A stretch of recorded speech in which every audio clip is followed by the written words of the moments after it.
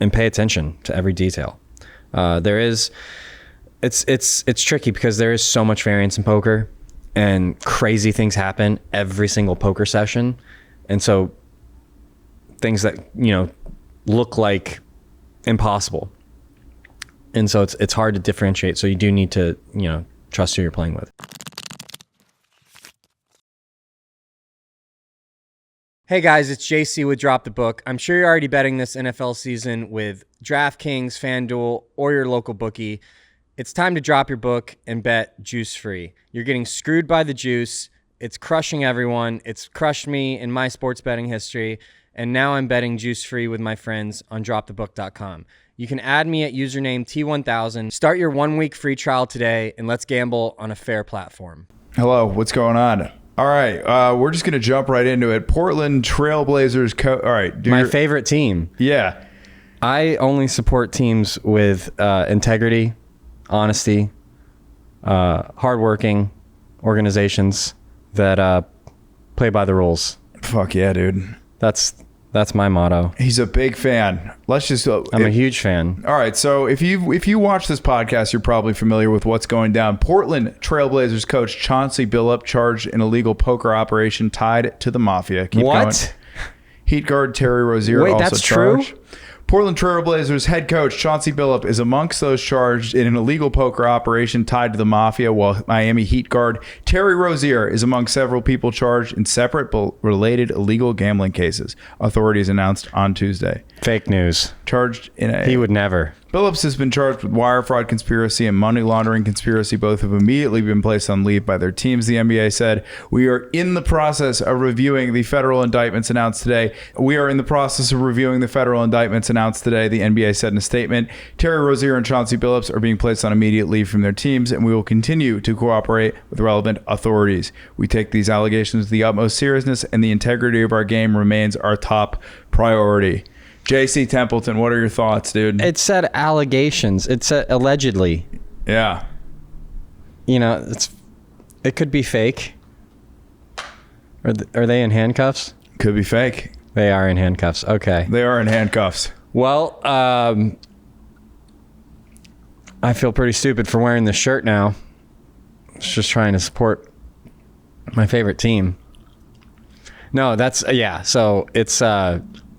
I guess it's been going on for years, and Matt Berkey, a professional with his own podcast, called it out years ago. Yeah. They brought it up, yeah. So evidently a lot of people had been going to play this private game that was at Chauncey Billups' mansion, and a lot of people were losing LA, pretty right? aggressive. Yeah. So I think something that's pretty interesting about this is just a couple weeks ago, we happened to talk about a cheating scandal that had to do with a card machine, right? Did we talk about this on this podcast, or did I just watch the video about it? We talked about it, I believe. Okay, so there is a... they were using like multiple methods. So there's a thing in the hacker community, and it's this thing where anytime anybody calls something unhackable, there's sort of a gathering of hackers, and they try to break that thing. And one of the things that was considered unhackable was this poker card dealing machine. Mm-hmm. And so the vulnerability on the machine is the way that a normal dealer works is it shuffles a bunch of cards in and shoots them out randomly. The way that this card machine works is it uses a random number generator, assigns every card a number, and that's where it goes in the deck. So it was randomly dealing these cards, but what would happen is, because it has the numbers, it knows what cards it's spitting out, and you could rig it so that you know exactly what cards are coming to you at any time and exactly what other people are getting. You program, and then it's sent to a phone. So it led to like people getting like extremely bad beats. Like people were getting beat down at Chauncey Billups' house. They were losing really bad. And you could set up this machine so you knew exactly what cards you were getting. You knew exactly what other people were getting. Mm-hmm. And that's sort of alleged what's going on here. I mean, look, the basic angle that I've got from this, my understanding of it is, there's a lot of poker games that go on that are not sanctioned by the government. They are not legally approved. That kind of gets disregarded and swept under the table. Authorities aren't really too concerned with pressing that. It's like when you are doing that, and on top of that, doing massive cheating. And organized crime. That's when things start to step in. And drugs and potentially human trafficking or prostitution. Yeah, and then like not to even mention the Terry Rozier one is just so stupid. Have you seen the highlights of him throwing games? I mean, once you watch it, it's so obvious. But It's crazy. Let's talk about Chauncey first, and then we'll go to Terry. Chauncey. So, you know, you're in the scene. What's your opinion on all this? Automatic shufflers are under a lot of scrutiny. Any private game using an automatic shuffler is Probably just get up and leave immediately. No, I mean, I don't think necessarily you should just leave. But you do want to have faith in the game runner and in the people you're playing with. So that's important. But it puts like the smallest bit of uncertainty in the back of your mind. Which is also like why I never really got deep into online poker. I'm old school. I want to see the cards shuffled in front of me by hand. So, but that doesn't mean like I won't play a game with an automatic shuffler. It's just You have to really trust the person that's running the game. Hopefully you trust the person that's running the game and the players. But Who had that comment that was like Chauncey Billups' game was the only game where the pros were losing on a regular basis? I think Berkey was talking about that. Yeah. And then there's Doug has done a few interviews and had some pros talk about the hands, just like massive gut shots, people going all in for 6 figures with gut shots and drilling them, which, you know, is typically that's a sign of an amazing game. And so you want to stay in that game because eventually, you know, they're not going to hit the gut shots and you're going to be take their money. Yeah. And then the layer on top of that is these are famous athletes and it's tough to accuse, you know, famous athletes with a lot of power and you know, pull in that inch. It's like you're basically, you have to shut up and leave if you think they're cheating. Yeah. So I think it's just, to me, like the amount of danger that these guys were putting themselves in, the amount of like risky situation where the risk of like getting arrested while you're already making a lot of money seems really stupid. And that's the biggest red flag on this whole thing to me, which kind of leads us to the Terry Rozier thing. Well, this is, I mean, the reason behind all of it is the competitiveness. So these are professional athletes that are addicted to winning. Well, so with the Terry Rozier one, the opposite kind of comes in because Terry Rozier, his every game salary, Brandon, I think it's like $250K, right? Yeah. And so what was happening is when he's placing these bets, the idea is very simple. Betting on yourself to hit an over, that's something that, you know, like you have to work at. But if you bet on a player prop saying like, okay, I'm Terry Rozier, I'm projected to hit 13 points tonight, bet the under, I'll make sure I get under it. That's kind of what they were doing. And he was doing it to win hundreds of thousands of dollars. And to me, the risk reward ratio just seems off. So it's like if you're betting an under, yeah, you're addicted to winning these bets, but you're also putting yourself in a position where you as an individual in the game are a loser. It's coming out though with Terry Rozier that he what was his contract? House is on like a lien. Yeah. Like apparently he owed $8 million in back taxes to the IRS. So I think I agree with you. It's dumb, but I think he was just had no money. He needed the money. He was just fucking up. It started becoming a thing where he was like, I have to play in the NBA for like 10 more years to get out of debt and have anything, or I could gamble and like, not every athlete's a genius. I could throw some games and it's crazy. Yeah. Like supposedly one of the classes that they are making NBA players take like financial literacy courses because the money in the NBA, because it's only 12 players on a roster, you have guys that are not even starters that are making $20-30 million a year right now. It's crazy. Jesus. And like it's gone up. What is it? Stephen Curry is the highest paid player in the NBA, making $71 million. Okay. Wow. Oh, okay. Shai will make $71 million in 27-28. Steph's going to make $60 this year. Joel and Nicola 55, Jaylen Brown 53. So these guys are making so much dough. Just pull up the Terry Rozier contract real quick if you don't mind, Brandon. And then we can watch his egregious flops.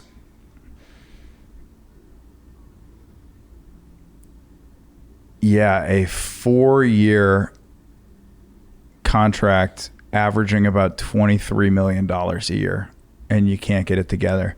He was making 23 a year? Yeah. I mean, if you don't know anything about Terry Rozier, he came up through the Boston Celtics organization, and he was one of those guys where the Celtics just had to deal him because there really wasn't a place for him in the roster. Like, he wanted to be a starter and he wanted to go play somewhere else. So there is sort of like this competitive fire in this guy for sure, where he's like, hey, you're going to be a role player on the Celtics. I think he was there during either the Isaiah Thomas or the Kyrie Irving era, where he's the backup point guard. Yeah, so 2015 to 2018. Damn, it was that long ago already. And like you can see, he was a backup for the Celtics, making $3 million a year, and then all of a sudden his salary bumps up to $18 million. It's just crazy that you can be that financially irresponsible, where you have a back loan on your house for $9 million.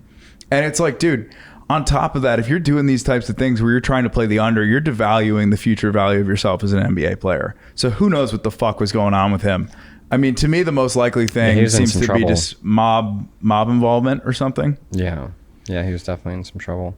But with the poker thing is, I mean, I think it's mainly what drives the cheating is the competitiveness, because they don't really have a chance as pros, and the game is extremely competitive, and they're used to winning, and so when they sit down at a game, they're expecting to win, but they don't have, you know, the thousands and thousands of hours that pros have put into the game, so they really don't stand a chance long term versus better players.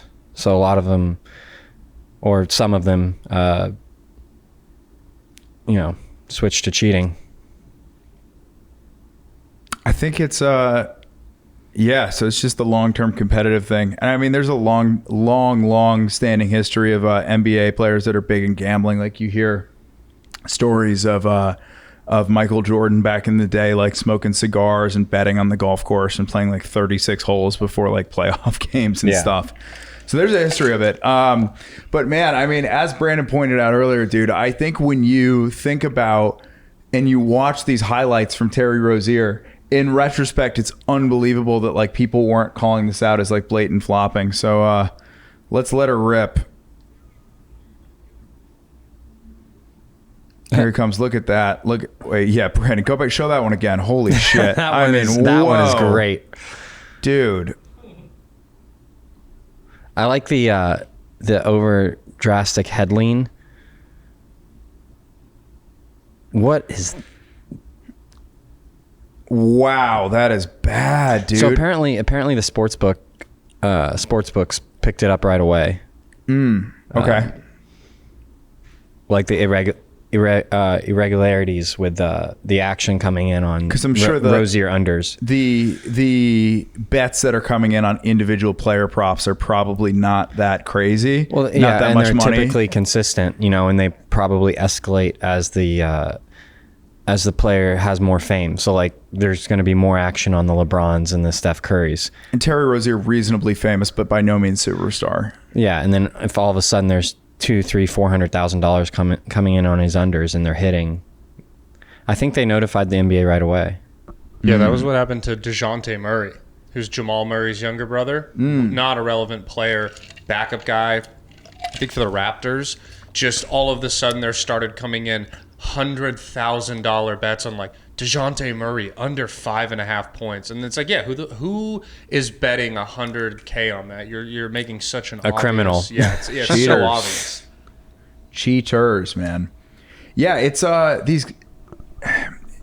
it's so egregious too. And like there was one, Brandon, see if you can find this one. There's a video of Terry Rozier faking an injury to get out of a game because he was trying to hit the under on himself. And if he plays for like a minute, as long as he starts, I think that's how the player props work. If you yeah, look at this. This one is bad. Okay, if you start check the this game out. Here he comes.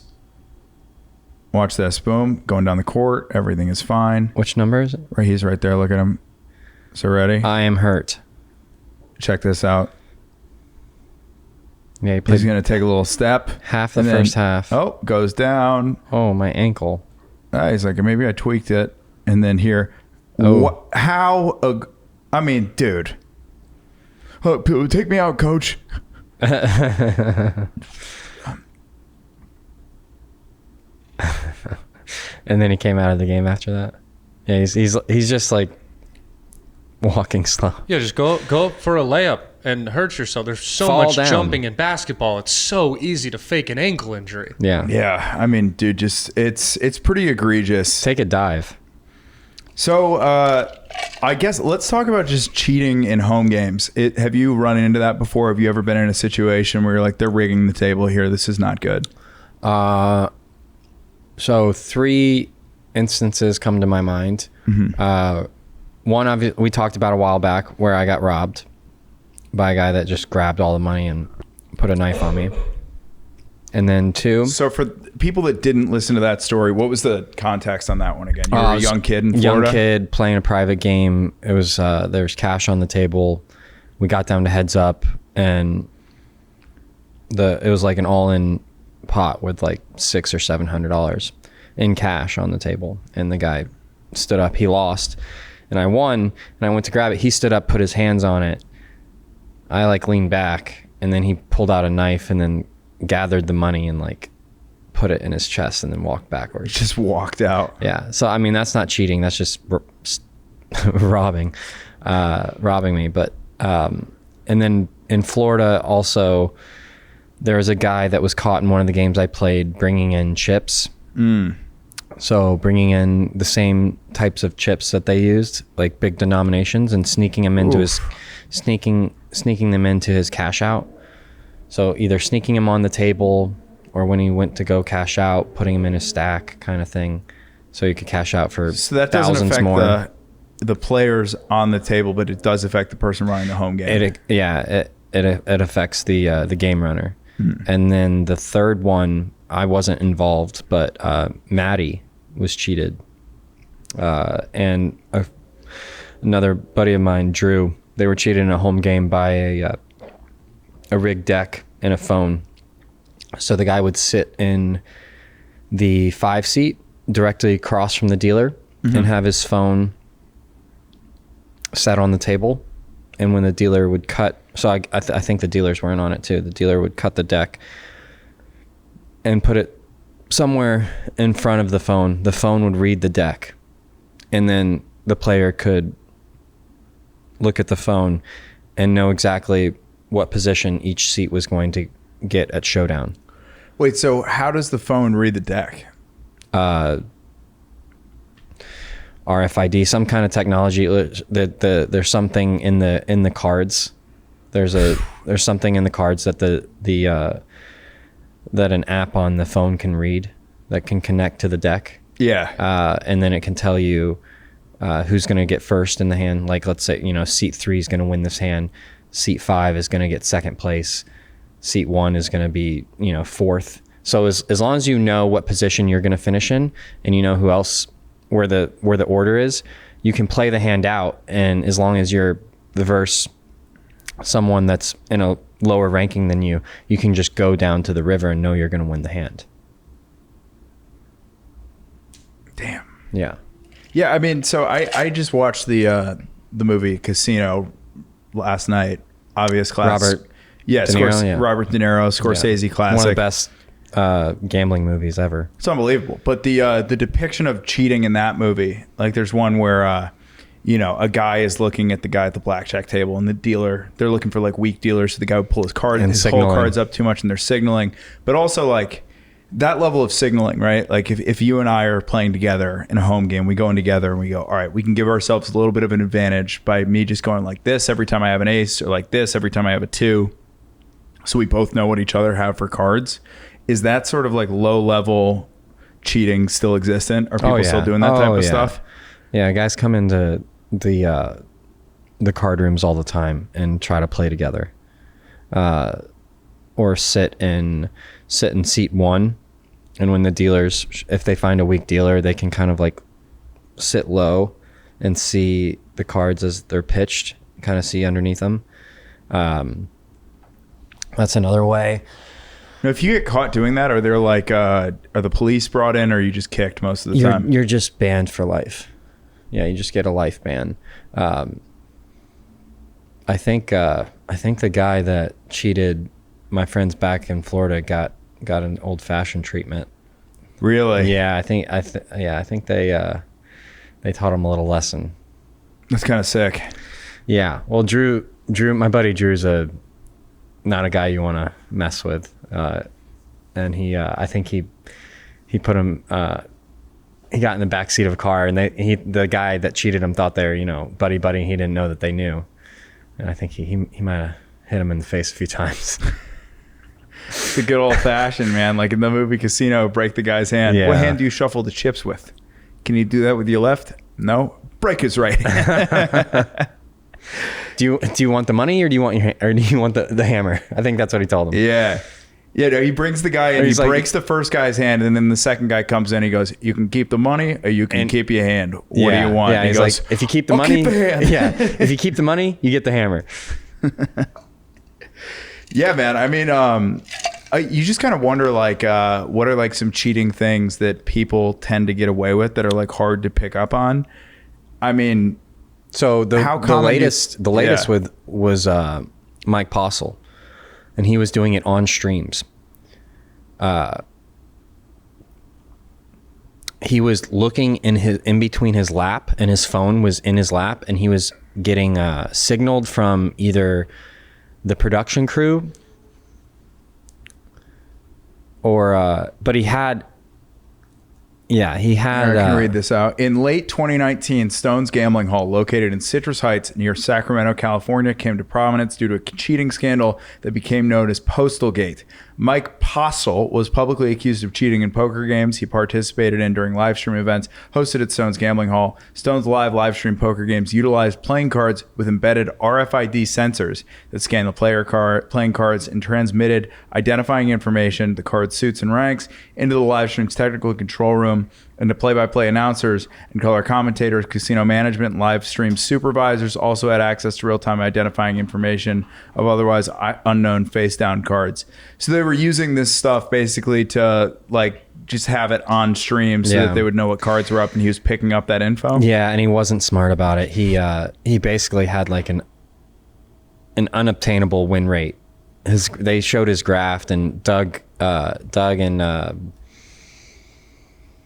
and Joey Ingram went into it and did a whole investigation. And it was just impossible. His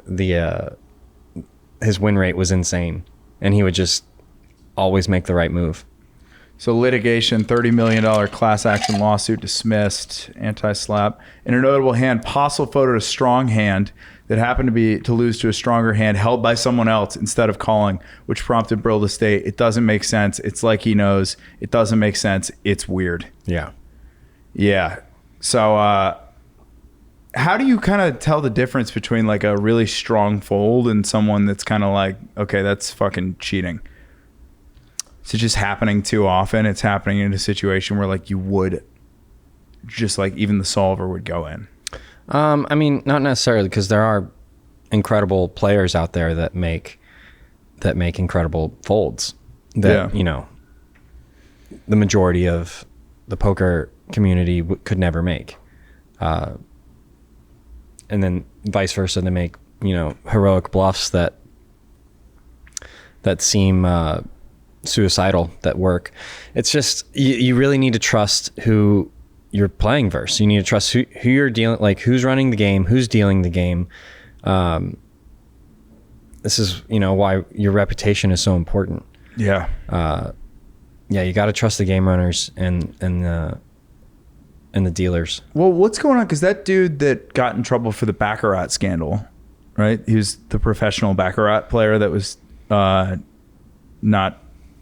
Are you talking about Ivy with the Mackay, the dude covered in ink? Oh, he wasn't. That wasn't a scandal. He was just he just takes people's money and gambles baccarat with it and splits the winnings. And then if he loses, it's on them. That's just like that's a hustle. Yeah. So that's technically a hustle and not That's a just a cheat, hustle. but it No, seems that's like not that cheating. guy's trusted and seems to be on a lot of prominent live streams. That's preying on suckers. Like, Yeah. that's like selling sports picks. You know, if you have information on sports that's actually good, you're just going to keep it for yourself and bet it yourself. You're not going to sell it. Just like if he had an edge in baccarat, he wouldn't need to take in other people's money. He would just play with his own. It makes sense. All right. Well, any parting thoughts on this scandal? Not yeah. I mean, just trust the people that are running the game, and the dealers, and pay attention to every detail. It's tricky because there is so much variance in poker, and crazy things happen every single poker session, and so things that look like impossible, and so it's hard to differentiate. So you do need to trust who you're playing with. Leads us into this question. All right, we're taking questions from the listeners. If you have questions, we've got them at the bottom. Check them out. Write us in. We'll try to answer them on air. My name is Ryan. I'm from California, and recently I've been taking some of the most brutal poker beats of my life. Have you been playing at Chauncey Billups' house, Ryan? Losing with aces full of nines to quad nines, flopped a straight against an aggressive opponent who calls my all in with top pair, no kicker, and it goes runner to give my opponent a boat. Again, I'm starting to think the poker gods are telling me to step away from the game. How do you reset mentally after a brutal bad beat or downswing? Like we said last week, take a break. This whole thing is just focusing on variables that are not in your control. Bad beats are not in your control. A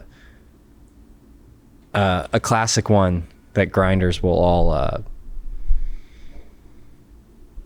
all sympathize with is bathroom breaks.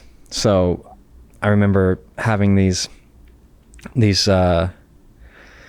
talks with myself. So let's say you go to the bathroom and then you take a piss and you get back to the table, you get kings, the guy to your left gets aces, you get it all in, you lose, you get stacked, and you're like, oh, if I would have just pissed for 5 more seconds, Yeah. then I would have missed that hand and I wouldn't have lost my stack. Okay, that's the same thing as complaining or just talking about bad beats or hands, just variables that you can't control. So getting that, and then getting really honest with yourself. Like for instance, the way he phrases this question, losing with aces full of nines to quad nines. Now, he could be describing that as the board is ace 9-9 4-5, which is an ultimate like brutal beat. But maybe the flop was 9-9-9 and it's a single raise pot, and there's a lot more nines in this guy's range, and maybe you're 200 or 300 big blinds deep and you didn't necessarily have to lose all of your money. I'm not saying that's this situation, but always being honest with your hand reviews, your hand histories, and not ever trying to shape things to make it more favorable or make you sound more favorable. Yeah, I'm not saying So that's what he's basically, doing like, here, but just being brutally honest and Always then trying to be accountable. Find a way, like Yes. find your place in the hand where like you could have screwed up. where So- you could have done better. So there are going to be bad beats. There are going to be things where like you played the hand perfectly and you've lost. We've broken down those hands on stream before, where it's like, hey, you just went all in, you lost all your money. Would you do anything different? Your answer is no. But we've also had hands on here where we've broken it down. You've been like, I fucked up right there. Yeah. And you got to know the difference. You got to have enough poker experience to know the difference. And then you've also just got to be honest enough with yourself to know the difference. So Yeah, you have to stop caring about variables that are out of your control, and only focus on things that you could have done better. And it's hard when the amount of money you're losing is affecting your life, and affecting your self-worth. It's really tough to not take it hard. So going down in stakes, taking a break, when you come back, play smaller, to where if you take a bad beat, it it just doesn't hurt as much. It's not affecting your bankroll as much. But yeah, like when you take a 2-outer for half your roll, you're going to be spinning. I mean, for 10 or 20% of your roll, your head's going to be spinning. But if it's for, a fraction of a percent of your bankroll, you're going to be on to the next hand mentally, like that. And you're okay, whatever, next hand. Do you think you kind of like learned that skill set from playing golf growing up? Because golf is so much like if you duff a shot, you got to just kind of move on. I mean, I should have, but I was a mental case and I was a mental case in poker for a long time. I'm learning all this, over the course of my career. It's taken a long time, but it's all starting to sink in. Okay. Next question. Fuck yeah, from Jan in Gothenburg, Sweden. Sweet, the fan That's base cool. is exploding. That's cool. We're covering new countries, baby. I've never been to Sweden. I think we got to go. Jan, we're going to come hang out. For T1K, what is the largest, parentheses, easiest exploit for low stakes live cash games? What's the easiest exploit for low stakes live cash games? Well, I was talking to a friend about this just yesterday. So not enough. The majority of low stakes players do not have the patience to slow play their large hands. So what do you mean by that? So you get aces, you go all in right away. Yeah, well, yeah, they don't slow play like super big hands or their strongest holdings pre-flop or on the flop. Like let's say they flop a set or flop top 2, flop a flush. They tend to just try to pile all the money in. And then with their weaker holdings, they're much more passive. So their middle pairs and bottom pairs, they might check call one street and then they give up. And some of the weakest opponents, they won't even call C bets on the flop with bottom pairs or top or middle pairs. They'll wait till they have top pair or better. So the majority of low stakes pots are not fought for hard enough. So you can ramp up your aggression, and Doyle Brunson talks about this too. Fighting for every pot is extremely important in poker. Because if you can win, 15, 20 small pots, when that bad beat comes up later where you lose a big one, all those small pots just made up for it. Whereas like the majority of low stakes players are waiting for a sure thing. They're waiting for a hand that they know they're going to win. They're waiting for the nuts. Yeah, pretty much. Yeah. And so they're not going hard at the single raise pots. They're not double barreling. So you can ramp up your aggression and you can steal way more often. Whereas like when you get to the higher stakes stuff, you can have a limp pot and 2 pros will fight tooth and nail for those few big blinds. Mm-hmm. But the lower stakes people are not fighting. They're kind of just giving the pots away until they're super confident in their hand. When you say they're like fighting aggressively for like 2 big blinds, what do you? They're just not giving. Like? They're not giving an inch. They're looking for ways to maneuver in the hand to get you off your hand, or they're calling down super light. So they're taking jack highs, queen highs, king highs in spots where no one's shown aggression. It's a limp pot or single raise pot, and there's been a check on the flop. So they're calling bets with king high, queen high, ace high, and they're making people have a better hand instead of just giving up. It's great advice, honestly. Brandon, that seems like something pretty implementable in like a local comic game. Yeah, for sure. Hell yeah, dude. All right, question for Joe. If you could start over as a comedian, what would your approach or plan be to enter the industry? I'll say this. I don't know if like just trying to get into the industry is the move early on, but I'll say this. When I started as a comic, started in Boston, and my plan immediately was just to go out and do as many open mics as I could. I was just a grinder. I was like, all right, I was doing 5 or 6 open mics a week, and now, 5 or 6 shows a week feels like a light week. It feels like I didn't do that much, but the amount of effort that I would have to put in to get to 5 or 6 open mics. I would leave work, I would take the T or ride a bike like 30 minutes away and then just get there and wait 3 hours for my spot. And that was it to do 3 minutes. I mean, look, I think you kind of just got to find the easiest way to like rig the game. You got to do the work, but you also just need to find like little places where you can get leverage. And I think like as a new comic, especially if you're young, the best way that you can get in is just hanging out. Be useful to people, be around comics. Go to shows that like you have no business being on. So like there was a show called The Burn in Boston, and it was where like the bigger comics would kind of hang out, the 4 or 5 year comics and the 10-year comics. You know, Will Noonan would be over there, Corey Rodriguez, and I just would never go over there. And it's like, in retrospect, early on in the career, that's on Wednesday night after the open mic. I should have been there every week, just introducing myself. And eventually the opportunity will come around.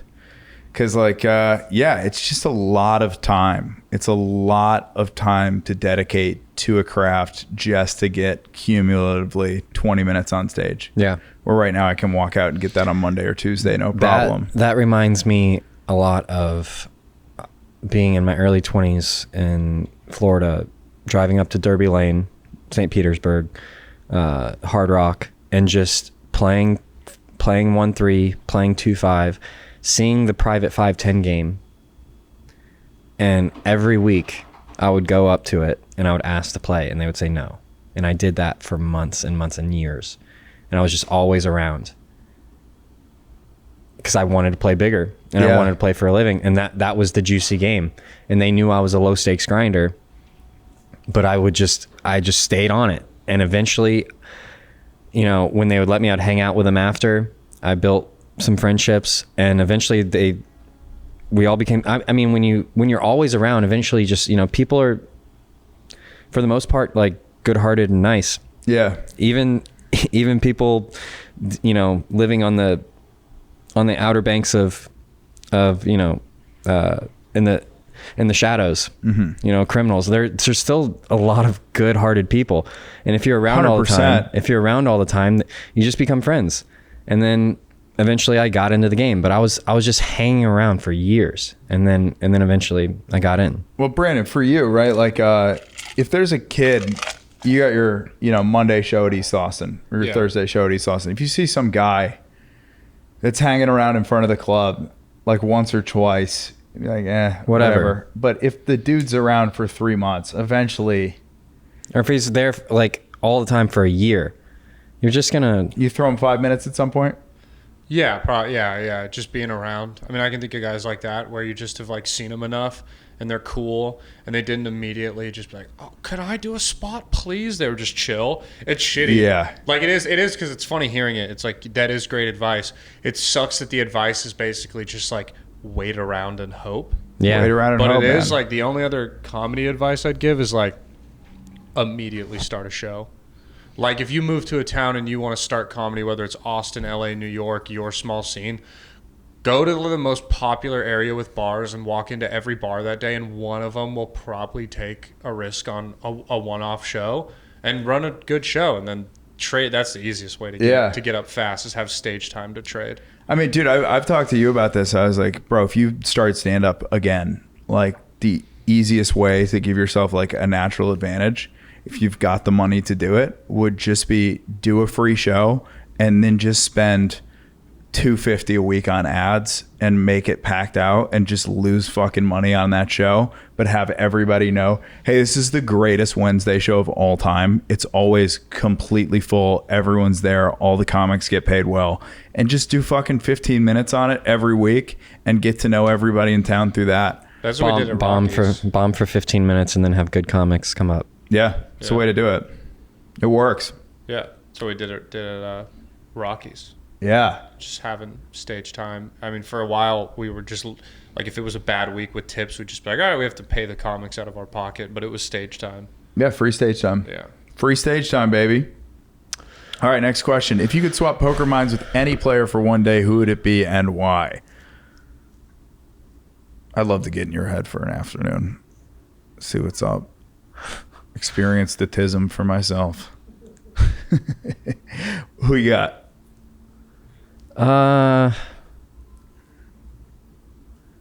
This, ooh. Andrew Roble. Andrew Roble. Tell us about Andrew Roble. He's kind of the GOAT when it comes to private cash games. Really? Yeah. He's does it the best in the world.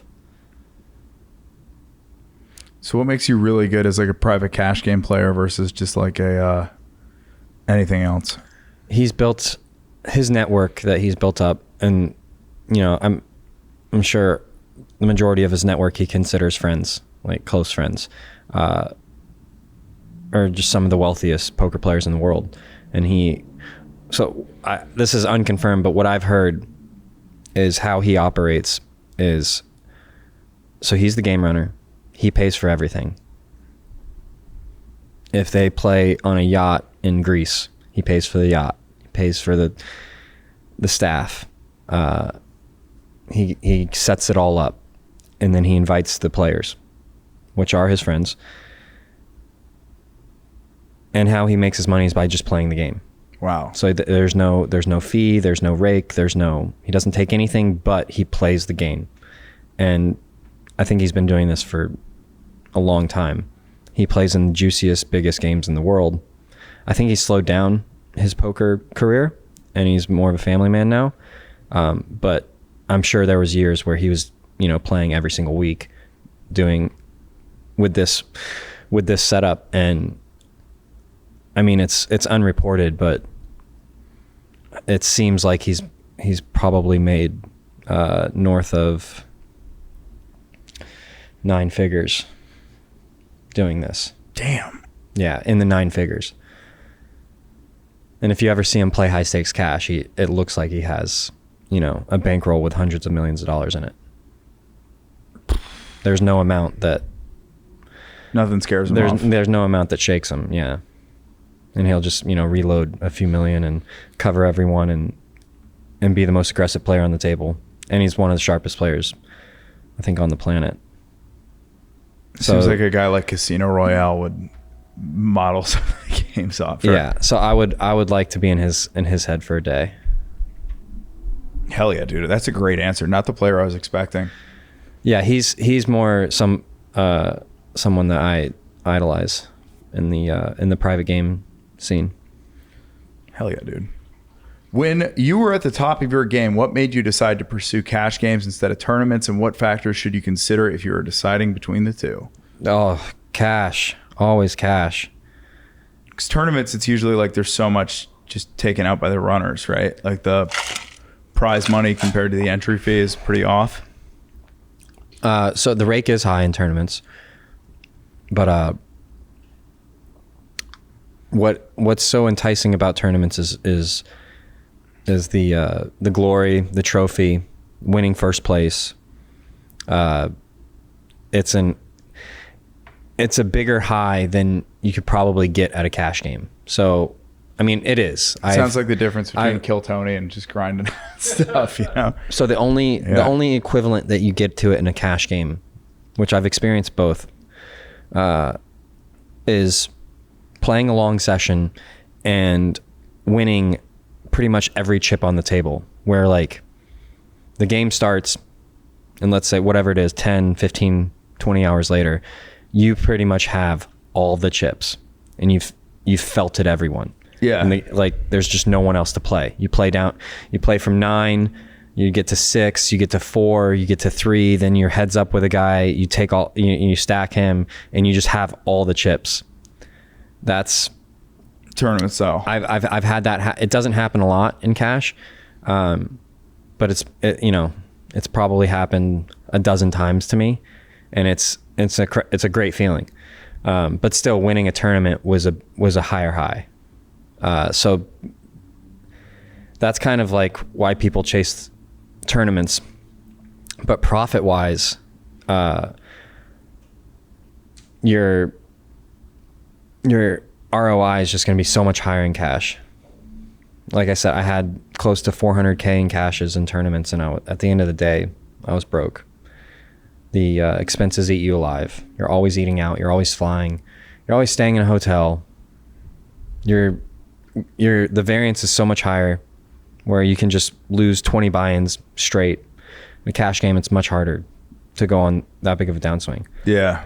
But when you're playing these tournaments that are somewhat of a lottery, you're playing 1,000 people fields, you can just lose 20 times in a row. It's very common. Well, you talked about like in the World Series, just playing for longevity versus like playing to win. Is that pretty common in tournaments as well, where you're like, all right, I just need to hang on for like 10 more minutes, and that could be the difference between being profitable and losing money on this game? What do you mean? So like, let's say you play in a 1,000-person tournament, top 50 gets money, and you know there's about 60 people left, and you're in a situation where you know you have the nuts, but you're like, all right, I need to. Yeah, you have to play much tighter in spots in tournaments because it's only about finishing in a higher position to make the most money. Whereas a cash game, you're just trying to maximize your profit in every single hand. Tournament, depending on your position and who's left in the field, you're forced to play extremely tight, like folding hands that you would never fold in a cash game. It's a completely different beast, and it's a style of poker that I don't enjoy to play often, once in a while. But it's not a style of poker that I would want to play every day. Nicholas from Sweden, we're going to get to you next week because that's a great question, but we got a hard time constraint today. We want to give it some time. So, all right, we got a big game here. Tell us about what hand we're about to watch here, bro, amigo. So this hand is interesting for a few different reasons, and it's going to go back to that first write-in question about variables that you can't control. This hand is a great example of the multiple levels of variance in poker. There's not just one level of variance to this game. So I'll leave it with that and we'll watch the hand. So Peter down 6K adds on 100,000 to a stack this hand. Have you ever had a chance to play in one of these games? And straddles to 400. Yeah. Yeah, I haven't played with Peter yet, but I played with a few other people on this table. No, I mean Hustler Casino itself. Yeah. Okay. Yeah, cool. I played it twice. Punted my face off. So this hand, Jasper opens to 1,400 with 7-5 of diamonds. Jellyfish with a small stack and no button. 5,600. Just rips in the 10-6 of hearts for 5,600. Francisco with one button. They're playing the progressive bounty game. Flats the all-in with ace king off. So this is like a trapping play. Peter with a real hand. And Peter jams. Well, Francisco can have really good hands in this line, I think. So this is pretty risky. Francisco's got ace king, Peter 9-9, and Jellyfish 10-6 Peter decides to suited. just rip Could fold ace two king. nines. And Nope, Francisco he's gonna call. calls. Wow. Huge flip here between Everybody Francisco, is Peter, all and in. Jellyfish. Holy shit. Only eligible for Yeah, a small main 223K pot for Francisco and Peter. Peter just put all these chips on the table. And there's a king for Francisco. So Francisco takes a huge lead on king 6-8. 10-10. There we go. Jellyfish turns the best hand with 2 pair. All right, wait.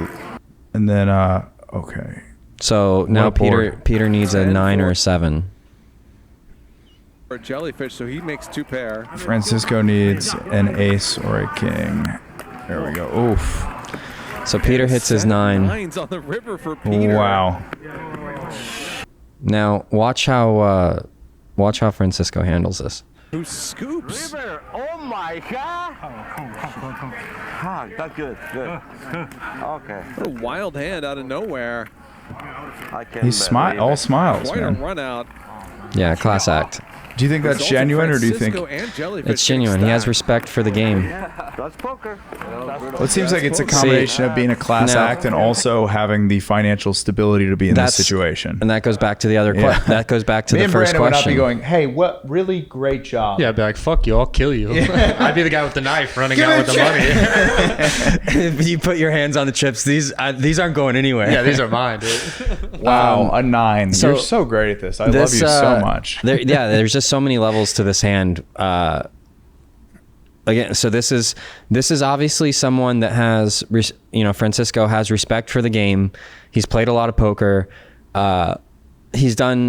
obviously, has done well in his life. He can afford the stakes he's playing. Yes. And he takes a $220,000 river card to the face and smiles and says that's poker and rebuys.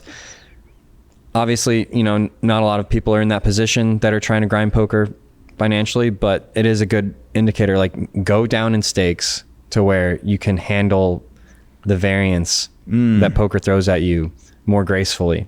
Yeah, and these are guys where it's like these stakes don't bother them, but for somebody it might be the difference between playing 1-2 and 2-5. I mean, it still bothers some of these guys. Yeah.